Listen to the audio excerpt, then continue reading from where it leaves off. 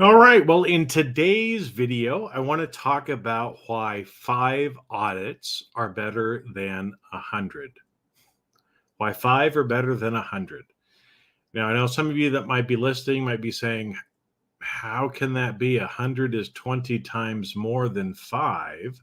So, Jason, are you crazy? Are you thinking wrong here? What? So let me explain what I mean by that, and I'm going to share a little bit about one of the traps that a lot of chief audit executives find themselves in. And how do I know that? I found myself in the trap when I was a chief audit executive, and we talk about this quite often in the Audit Leader Forum.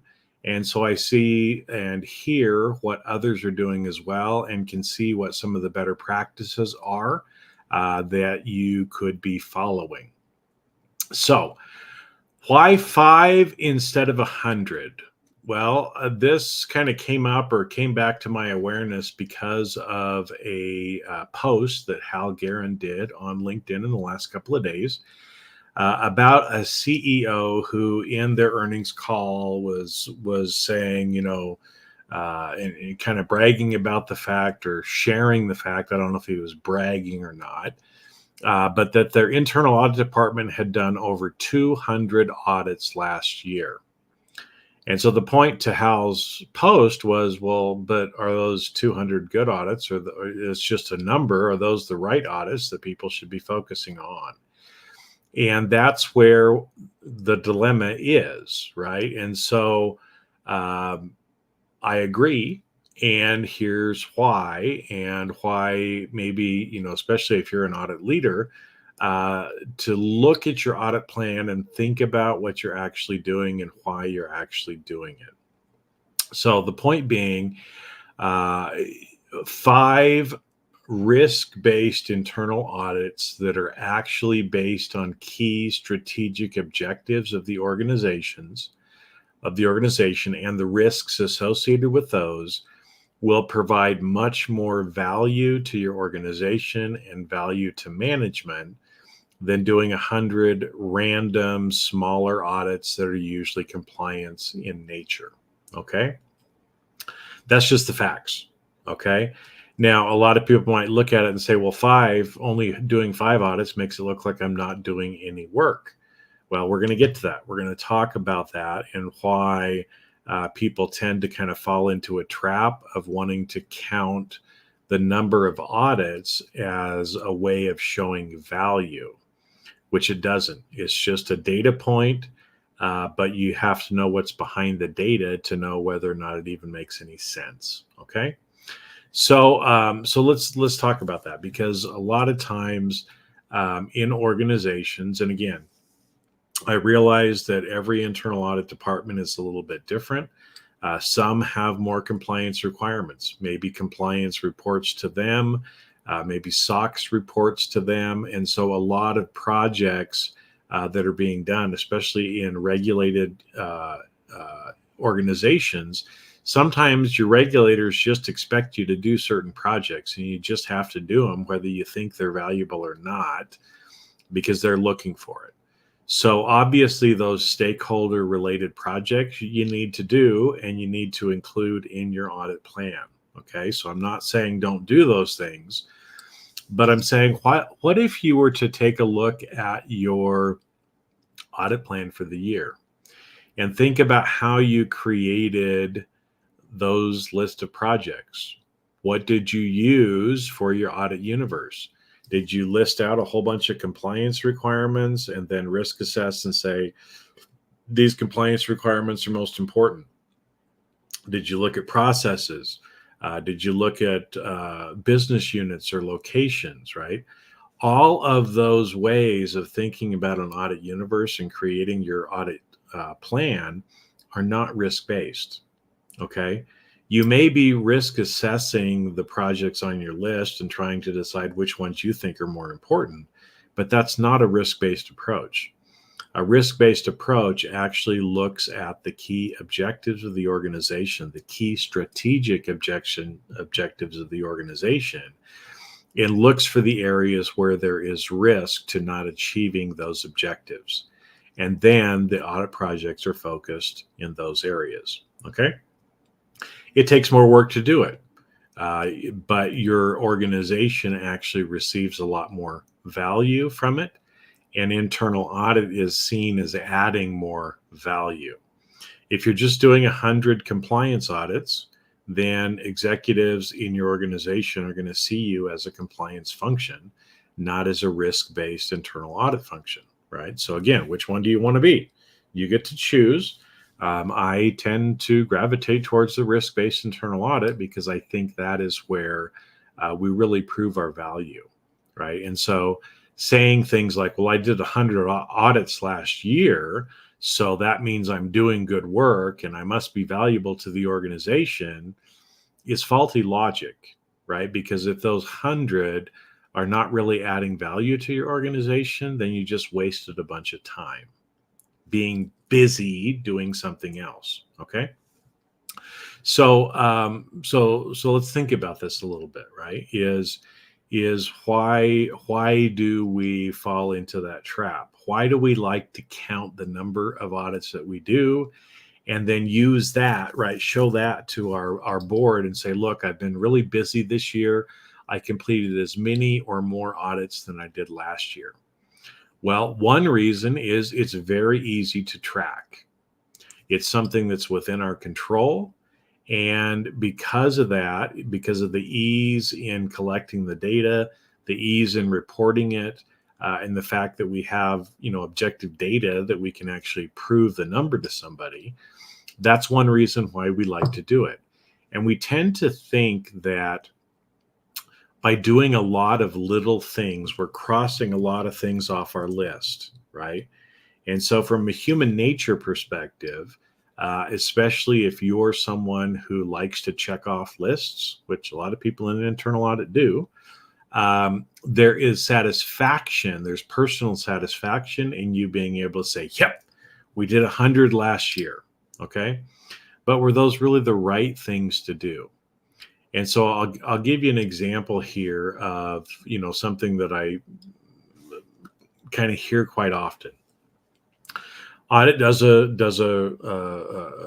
project that they come up with an observation that shows that maybe a control isn't working the way it's supposed to.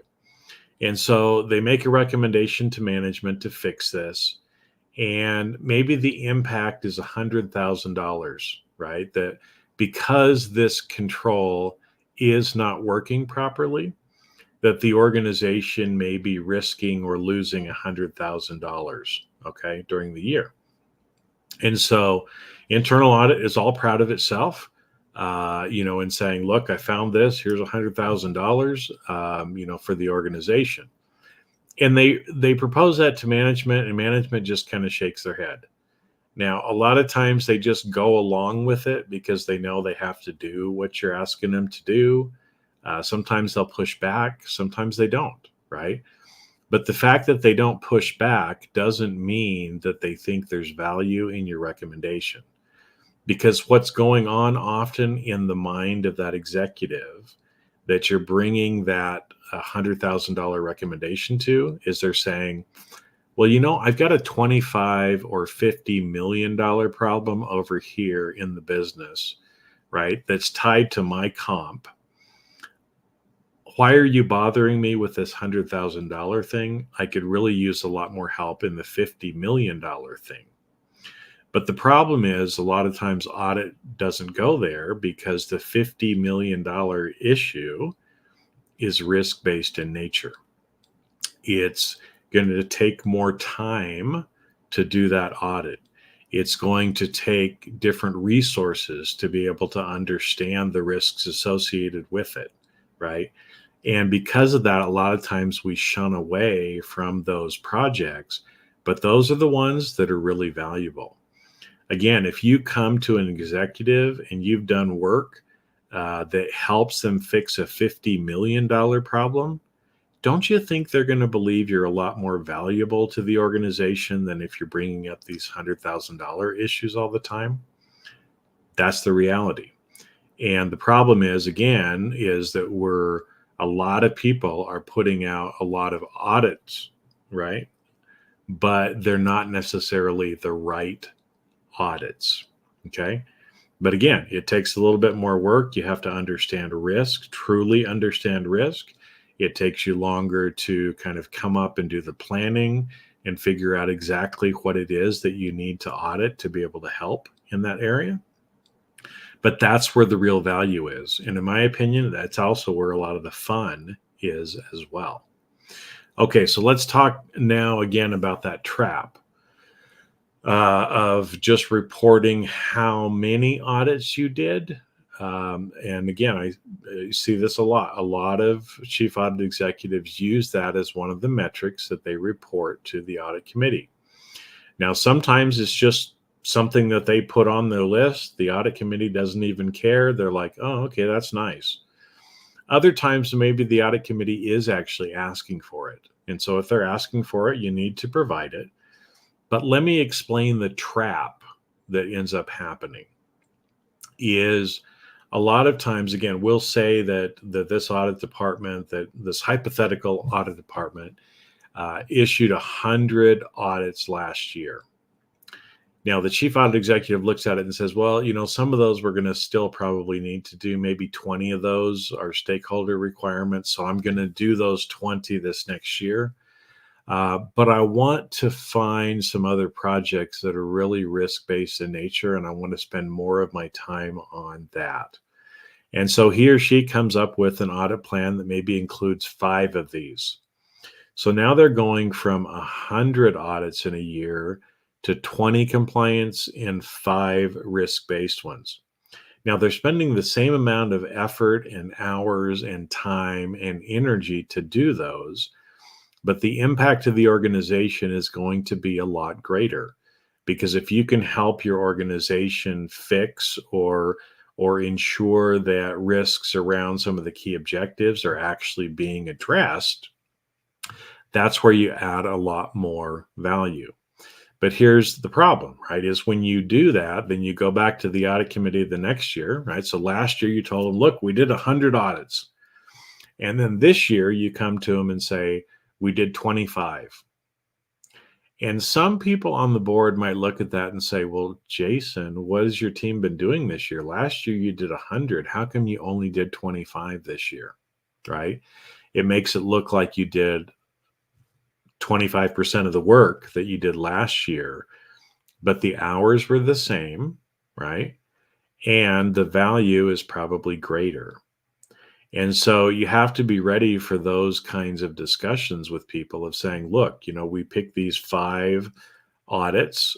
We went through and did them.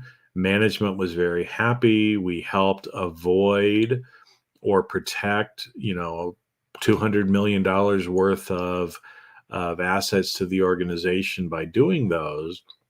That's why we chose to do it. So I know it may look like we're doing less work, but we're actually doing the same level of work as we did the previous year. Okay.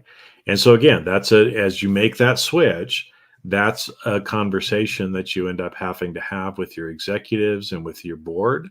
But it's an easy conversation to have if you know what to say and you can support it with what you've actually done. Okay. And again, these kind of concepts are things that we talk about all the time in the Audit Leader Forum.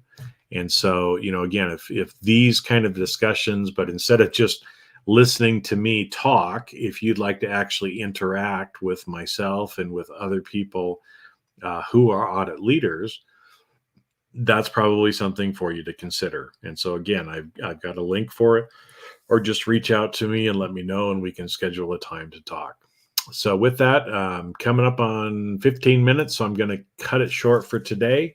But again, just wanted to kind of reiterate, I know it doesn't make logical sense that 5 audits are better than 100, but trust me, if those 5 are actually truly risk-based projects that relate to key strategic objectives of the organization, there's a lot more value.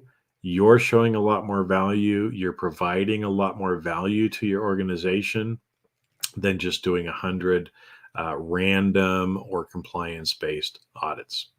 So that's all I got for today. I'll see you on the next video.